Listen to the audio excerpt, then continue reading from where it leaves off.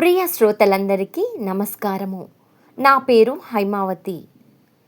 శ్రవణానంద కథల్లో భాగంగా ఈరోజు మీకు వినిపించబోయే ఈ కథ మనసుకి మరణం. కెవి సుమలత గారు రచించిన మనసుకి మరణం.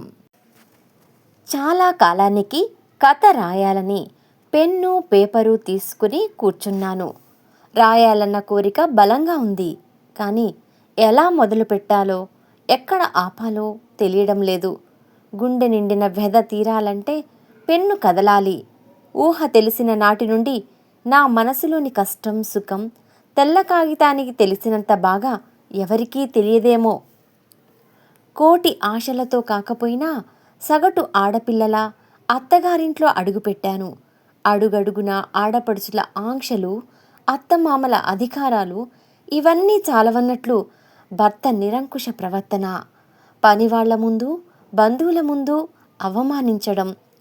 ఈ కాలంలో కూడా ఇలాంటి వ్యక్తులున్నారా అని ఆశ్చర్యం కలిగేది.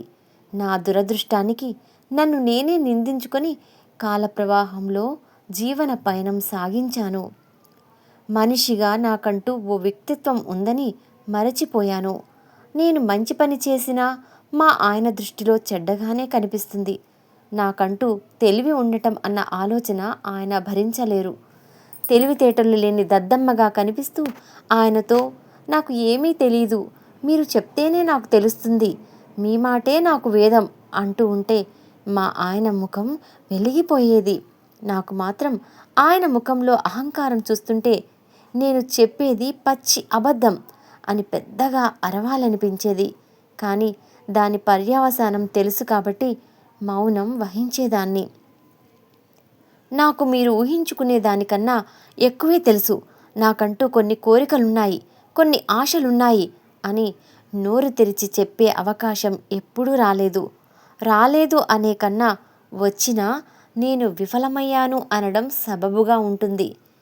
ఏదైనా చెప్పాలని నోరు తెరిస్తే చెప్పావులే, నువ్వు చెప్పేంత కింది స్థాయిలో నేను లేను, నీ పుట్టింటి ధ్యాస తప్ప మొగుడి తరపు వాళ్ల మీద పట్టింపు ఉందా అని పెద్ద పెద్ద అరుపులు అరిచి మీదకు వచ్చేవారు. వాస్తవానికి నా పుట్టినింటి వాళ్ళు ఆయనకు దడిసి ఏదైనా అవసరాలకు మాత్రమే వస్తారు. ఆయనతో మాట్లాడే సాహసం కూడా చేయరు. అయినా వాళ్ళని ఏదో ఒక రకంగా తిడుతూ నన్ను బాధ పెట్టడంలో పైశాచిక ఆనందాన్ని పొందుతారీయన. భయంకరమైన గొంతుతో అరుస్తుంటే పిల్లలిద్దరూ భయపడి నా వెనక్కు వచ్చి దాక్కునేవారు. మా వారికి కుటుంబ అవసరాలు తీర్చడంతో మగవాడిగా ఆయన బాధ్యత తీరిపోయినట్లే ఫీల్ అయ్యేవారు. ఏనాడు పిల్లలను ప్రేమగా అక్కున చేర్చుకోవడం నేను చూడలేదు. అలా చేస్తే వాళ్ళు గారాబంతో చెడిపోతారు అని ఆయన దృఢ విశ్వాసం. పాపం, తోటి పిల్లలు వాళ్ళ నాన్నలతో షికార్లకు వెళ్తుంటే పిల్లలిద్దరూ బిక్కముఖంతో నన్ను చూసేవాళ్ళు. నాకు నా బాధ్యత రెట్టింపైనట్లు అనిపించేది. నేనే ఆదివారాలు పార్కులకి, అప్పుడప్పుడు సినిమాలకి తీసుకెళ్లేదాన్ని. వాళ్లే నా ప్రపంచంగా, నాకంటూ వేరే వ్యాపకం లేదన్నట్లుగా బతకడం మొదలుపెట్టాను. మా వారి నిరంకుశ ధోరణి కూడా మనసుకి తీసుకోవడం మానేశాను. కాలం ఆయనకున్న దురలవాట్ల ప్రభావంతో అనారోగ్యాలను తెచ్చింది. వాటి వల్ల ఇంకాస్త కోపం, అసహనం పెరిగాయి. అప్పటి వరకు మానసికంగా నలిగిపోతున్న నేను శారీరకంగా కూడా బాధింపబడటం మొదలయ్యింది. అన్నీ పిల్లల కోసం భరించేదాన్ని. దూరంగా ఉన్న పుట్టింటి వాళ్ళకి కూడా నా బాధ ఎప్పుడూ చెప్పుకునేదాన్ని కాదు. దానివల్ల ఎటువంటి ఉపయోగం లేకపోగా వాళ్లను బాధకు గురి చేయడం నాకు నచ్చేది కాదు. నాలాంటి దుస్థితి పగవాళ్లకి కూడా రాకూడదని దేవుడిని నిత్యం ప్రార్థించేదాన్ని. నా అదృష్టం జీవిత భాగస్వామి విషయంలో లేకపోయినా కన్న పిల్లలిద్దరూ మాట వినేవారు. నా పెంపకంలో చక్కటి విద్యనభ్యసించారు. నేనంటే ప్రాణంగా ఉండి చెప్పిన మాట వినేవారు. అవకాశాలు వాళ్లను వెతుక్కుంటూ వచ్చాయి. ఇద్దరు పిల్లలు నా రెండు కళ్ళు అనుకునేదాన్ని. చదువు నిమిత్తం విదేశాలకు వెళ్తాం అంటే ఆయన ససేమిరా వద్దు అన్నారు. అప్పటి వరకు అన్నింటినీ మౌనంగా సహించే నేను ఊరుకోలేదు. నా బంగారం అంతా ఇచ్చేశాను. ఎడ్యుకేషన్ లోన్ తీసుకొని పంపమని వాళ్లను నిరాశపరచవద్దని గొడవ చేశాను. పెద్దవాడు వెళ్ళిన 2 ఏళ్లకు చిన్నవాడు వెళ్ళాడు. వెళ్ళినందుకు పిల్లలు కష్టపడ్డారు. చదువు పూర్తి చేసుకొని ఉద్యోగాలలో స్థిరపడ్డారు. లోను కట్టేశారు. నా బంగారం నాకు తిరిగి వచ్చేసింది. ఉదయం సాయంత్రం పిల్లల మాటలతోనే తెల్లవారేది. పిల్లల మాటలతోనే రాత్రయ్యేది. పెద్దవాడు వేరే కులం అమ్మాయిని చేసుకుంటాను అని మెల్లిగా నా చెవిన వేశాడు. గుండె గుబేలుమంది. ఆయనకు ఎలా చెప్పాలా అని భయపడ్డాను. కానీ చెప్పకపోతే వాడితో బాధ, చెప్తే ఆయనతో గొడవ తప్పదని అర్థం చేసుకుని ఆయనకు చెప్పాను. అనుకున్నట్లే ఇంతెత్తున ఎగిరిపడ్డారు. సర్ది చెప్పాలనుకున్నా ఎంత మాత్రమూ వినలేదు. వద్దన్నా అమెరికా పంపించావు కదా, ఈ పెళ్లి కూడా నువ్వే కుదిర్చావా, అందుకే సర్ది చెప్తున్నావా అని చెంప పగలగొట్టారు. నాకేమీ తెలియదు అన్న మూర్ఖంగా వాదించారు. ఇవేమీ బాబుకి చెప్పకుండా అన్య కులస్తులను చేసుకోవడంలో సమస్యలు చెప్పడానికి ప్రయత్నించాను.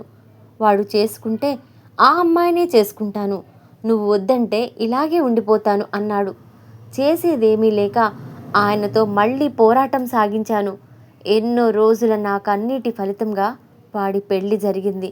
సంతోషంగా తిరిగి మళ్ళీ అమెరికా వెళ్ళిపోయారు.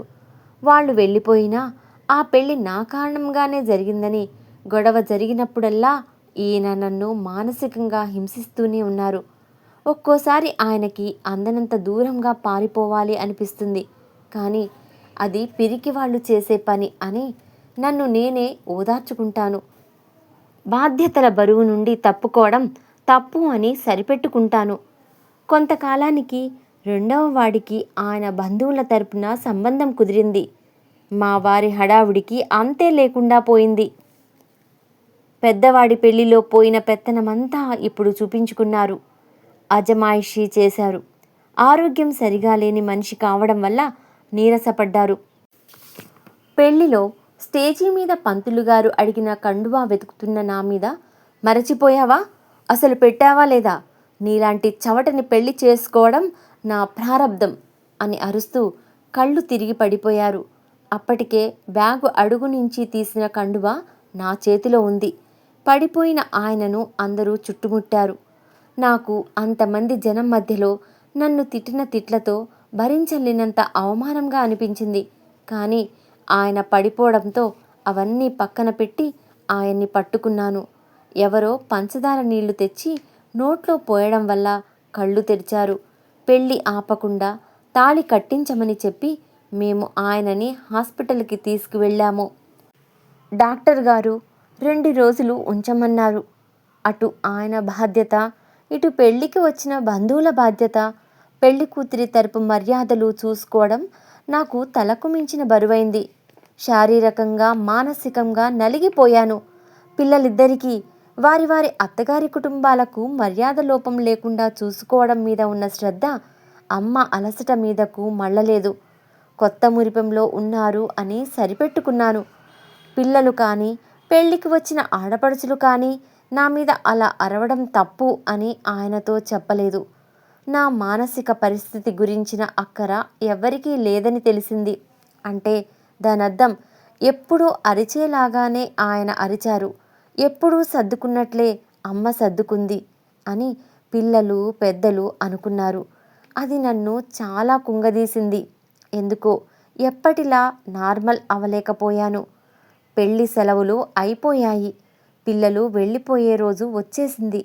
మా ఇద్దరిని కూర్చోబెట్టి ముందుగా పెద్దవాడు, డాడ్, అమ్మ, మీరిద్దరూ ఇలా గొడవ పడుతుంటే మేమక్కడ స్థిమితంగా ఉండలేం. వర్క్ పైన కాన్సన్ట్రేషన్ చేయలేం. వర్క్ ప్రెషర్ ఎక్కువ ఉంటుంది. కాబట్టి మీరిద్దరూ గొడవ పడుతుంటే మేము తీరిగ్గా కూర్చొని సర్ది చెప్పడం కూడా కష్టమే, అర్థం చేసుకోండి అన్నాడు. నాకు కరెంటు షాక్ తగిలినట్లయింది. నోరు తెరిచి వాడినే చూస్తున్నాను. అంతలో చిన్నవాడు, నిజమే అమ్మా, మీరిద్దరూ మీకు నచ్చనిది ఉంటే మాట్లాడకుండా సైలెంట్గా అవ్వండి.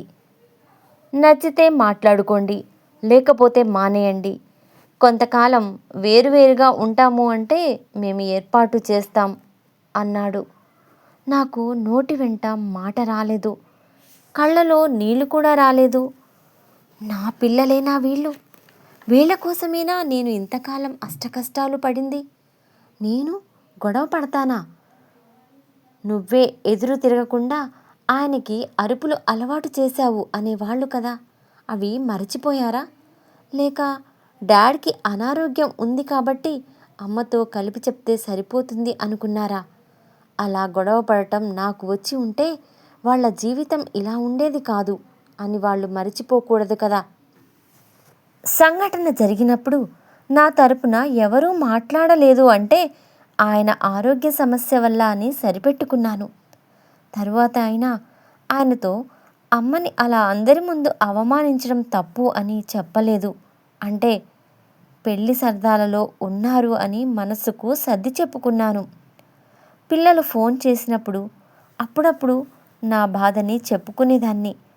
అలాంటివి చెప్పి మమ్మల్ని విసిగించొద్దు అని నాకు పరోక్షంగా చెప్పినట్లుగా కూడా అనిపించింది.